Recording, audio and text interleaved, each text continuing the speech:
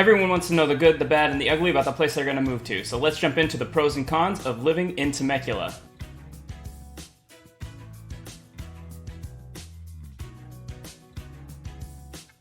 Welcome back to my channel, everybody, and thank you especially to my new subscribers. Love the support, appreciate the support, thank you so much. As I said earlier, we're going to jump straight into the pros and cons of living here in Temecula. There's a lot of information out there, several other videos that talk about this topic. I hope I can add to what they have to say by including some graphs, some numbers, some data to kind of back up what I would consider to be pros and cons of living here. For a little bit of background, I have been a homeowner here in Temecula for the last several years. I absolutely love it here. I plan on staying here for the foreseeable future. I have had immediate and extended family live here for decades. So it goes without saying that the pros really do outweigh the cons when it comes to living here, which is why hundreds of thousands of people are really proud to call this place home. That being said, though, there are a couple things that you'll want to consider before pulling the trigger and moving to Temecula. Let's jump into it. First, I want to start with the pros. These are things that, without much dispute, are universally accepted as great things about living in Temecula. Let's start with the schools.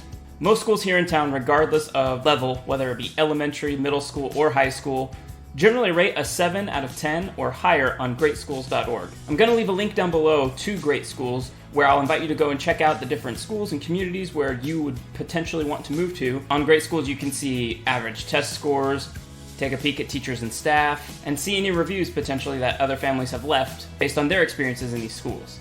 And I can't forget to mention Great Oak High School, which is a top high school in the state of California, gets a solid 10 out of 10 rating, and that attracts a lot of families to this area.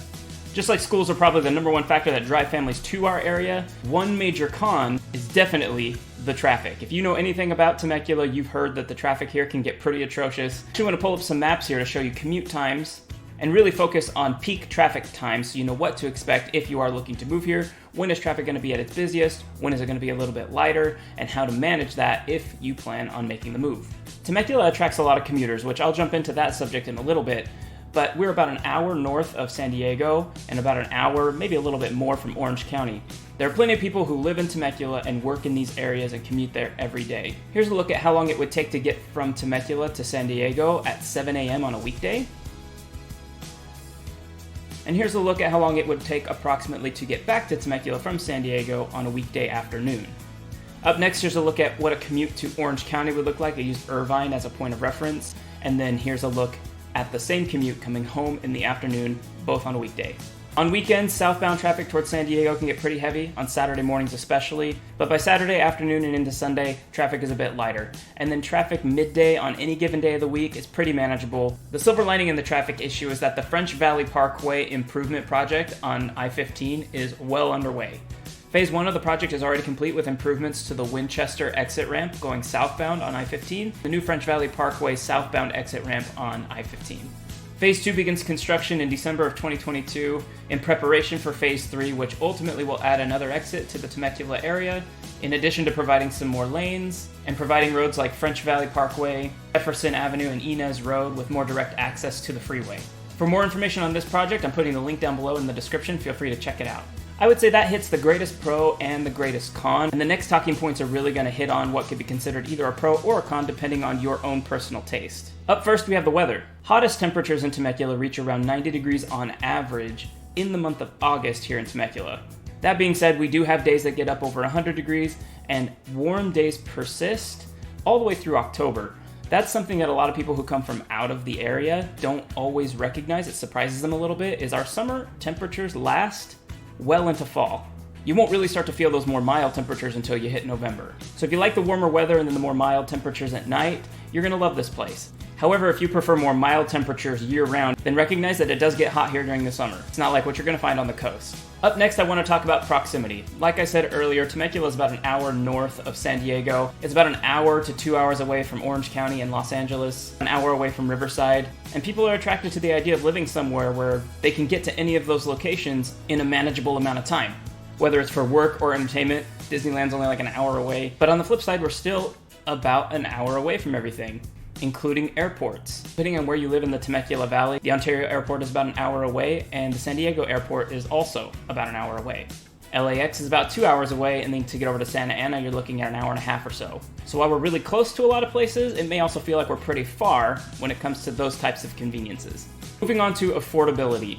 Temecula has always been known as a more affordable place to live if you work in San Diego or in Orange County, where home prices outpace what you're going to find here any day of the week. The same home here would potentially cost hundreds of thousands of dollars more in Orange County or in San Diego. On the upside of that coin, home prices have been creeping up here over the last few years. From 2020 to 2022, we saw a surge in demand and an increase in home prices. Of course, the market is changing now if you're following the mortgage rates. We do see prices starting to come down here. Temecula is definitely more affordable for people moving out of the cities, but may not be as affordable for people moving from less urban areas or from out of state, depending on where you're coming from.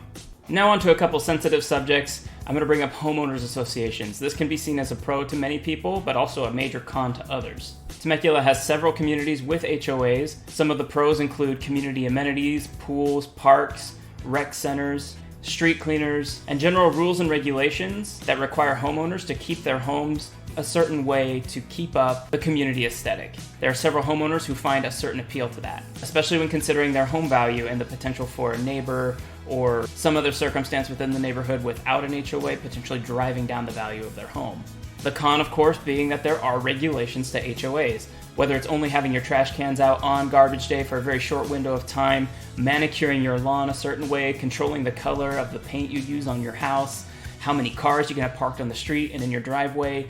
People aren't necessarily attracted to those rules either. So, depending on the type of person you are and the type of homeowner you want to be and what type of community you want to live in, HOAs can be either a great pro or a great con. We have both types of communities here in Temecula. Safety and politics are two topics that people frequently ask about as well, and I've provided a couple resources down in the description below. You're free to do your own research and look and see what the data is showing for those two topics in this area. As a member of the Genome team and based on my own personal convictions, I maintain political neutrality in all of my business transactions, and I never want to steer clients to or from certain neighborhoods based on my perception of what I would consider safe or unsafe. However, I do know that these things are important to you, and so, like I said, I've provided some resources in the description down below. Feel free to check those out and draw your own conclusions. And that's going to wrap up this video on the pros and cons of living in Temecula. I hope it was helpful to you. If you're looking to relocate to the area or looking to sell here, I have a client interest form listed down below. Feel free to fill it out. I'll contact you at the soonest convenience. Again, really appreciate your support. Thank you so much. And I'll be back next week with the Temecula market update for the month of September. We'll see you then.